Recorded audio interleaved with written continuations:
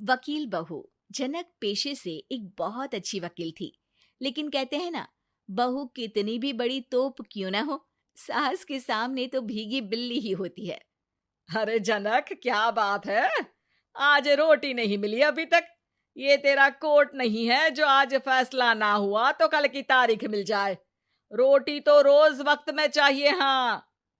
माँ जी, रोटी तो कब की बन गई। मैंने आपको कहा तो खाना खाने के लिए, आपने शायद सुना नहीं होगा। ओहो हो, जज नहीं हूं मैं तेरे कोर्ट की, सास हूं सास। कोई दलील फालतू की मत देना यहाँ। बहुत जानती हूं मैं इन वकीलों को। अपनी बात ऊपर रखने के लिए झूठ बोलने में जरा भी नहीं सोचते। तभी वहां जनक के ससुर आ जाते हैं। अरे भाग्यवान, क्यों बेचारी के काम को कोसती रहती है हमेशा। मैं भी तो था वहां जब ये आई थी तुझे रोटी खाने को बुलाने के लिए। सास को तो अब गुस्सा आ जाता है कि कैसे किसी ने बहू की साइड ले ली। अरे वाह जी वाह। वो तो मैं जानती थी कि कोई ना कोई गवाह तो ये पेश कर ही देगी। पर मैं तो अब सीधा खाना खाकर सोने जाऊंगी। मुझे आदत नहीं है किसी से बहसा बहसी करने की। पता नहीं कैसे ये वकील इतना दिमाग लगाकर खुद तो झूठ बोलते ही हैं, साथ में झूठे गवाह भी ले आते हैं। जनक को सास के ताने सुनने की अब आदत सी पड़ जाती है। एक दिन जनक वकील की ड्रेस पर काला कोट पहनकर कोर्ट के लिए निकल ही रही होती है कि अरे कहाँ चली काला कौवा बनकर? टोक दिया ना। अब कोर्ट तो वकील वाली ड्रेस पहनकर ही जाऊंगी ना। वाह भाई वाह, दामिनी तो मैंने भी देखी है। सन्नी पाजी ने ऐसा ही कोट पहना था और कहा था कि तारीख पर तारीख, तारीख पर तारीख। मतलब कि कोई बात करनी है तो बोलिए, वरना वक्त नहीं है मेरे पास खराब करने के लिए। अरे पता नहीं तुझ में क्या देखा मेरे बेटे ने, सारा दिन वकीलों वाली बहस करती है, भोली भाली सास के साथ।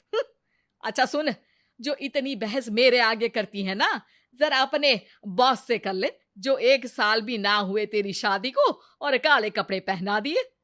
अंदर जा और लाल कोट पहन कर आ, पता तो चले कि नई नवेली शादी हुई है। अरे माँ जी, कोर्ट में मेरा बॉस क्या करेगा? ये तो पूरे देश की ड्रेस है वकीलों के लिए। लेकिन सास तो ठहरी सास। अच्छा, तो कोई जरूरत नहीं है 2-4 साल कोर्ट जाने की। शादी थोड़ी पुरानी हो जाए तब इजाजत दे दूंगी मैं तुझे काले कपड़े पहनने की। अब क्या था, मन मारकर जनक को लाल रंग का कोट पहनकर कोर्ट जाना पड़ता है। उसके जाने के बाद आहा, बढ़िया, ये पूरे देश की ड्रेस की बात करने वाली। अरे पहना दिया ना लाल कोट। अब सास आए दिन या तो जनक को उसके काम का ताना देती, या फिर उसका काम छुड़वा देने की धमकी। तंग आकर एक दिन जनक पति से कहती है, मैं सोच रही हूँ कि कोर्ट जाना बंद ही कर दूं। अरे क्यों यार, इतना अच्छा करियर है, क्यों छोड़ने की सोच रही हो? अरे लाल रंग का कोट पहनकर जाना पड़ता है। हर बात पर सास ताना देती है कि वकील तेज होते हैं, सवाल जवाब करते हैं, झूठी दलीलें देते हैं। अरे तो ठीक है ना, वो जो कहती है अपनी समझ से कहती है, लेकिन तुमको तो पता है ना कि सच्चाई क्या है।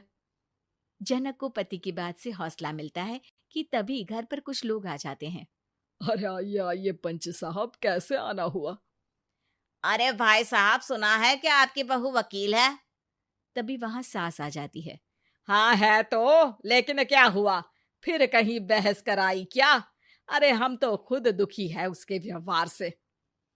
अरे भाभी जी, आपको तो पूरा मोहल्ला जानता है कि आप कितना बोलती है।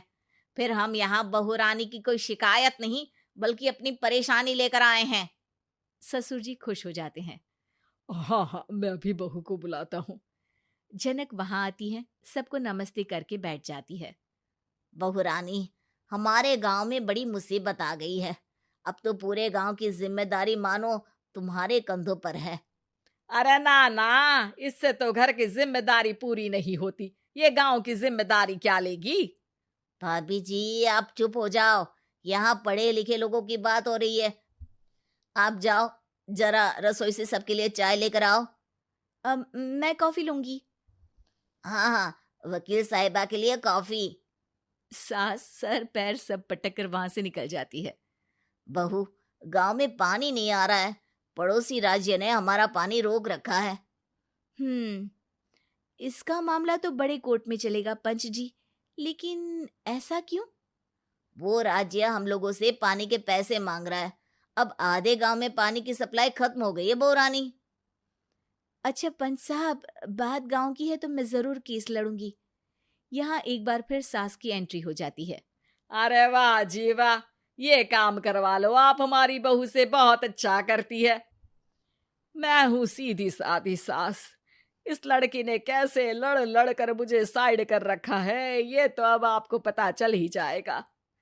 अरे भाभी जी, आपकी आवाज तो पूरे गांव को सुनाई पड़ती है जब आप बहू रानी को सुंदर वचन सुना रही होती हैं। अरे वकील बहू मिली है, फक्र करो फक्र। हाँ जी हाँ, सारी फकर तो हम लोग ही करें। खैर, अब जो केस लड़ेगी और पानी गांव में आ जाता है तो पंच साहब लिख कर देना होगा कि हैंड पाइप में सबसे पहले मेरी बाल्टी और घड़ा भरेगा। अरे फिर तो हम बहू रानी के नाम पर घर पर ही सप्लाई दे देंगे, लेकिन ये इतना आसान नहीं है। बहू, गांव के पास अभी वकील करने की भी पैसे नहीं है तो। अरे पंच साहब, ये मेरे गांव का मामला है, मैं आपसे एक भी पैसा नहीं लूंगी। सास को बहू की बात पर गुस्सा आ जाता है, लेकिन सबके जाने के बाद झनक मन लगाकर गांव की परेशानियों को दूर करने में लग जाती है। और वो दिन भी आता है कि झनक केस जीत जाती है। अरे आज तो प्लम्बर आकर घर तक पाइप लगा गया है।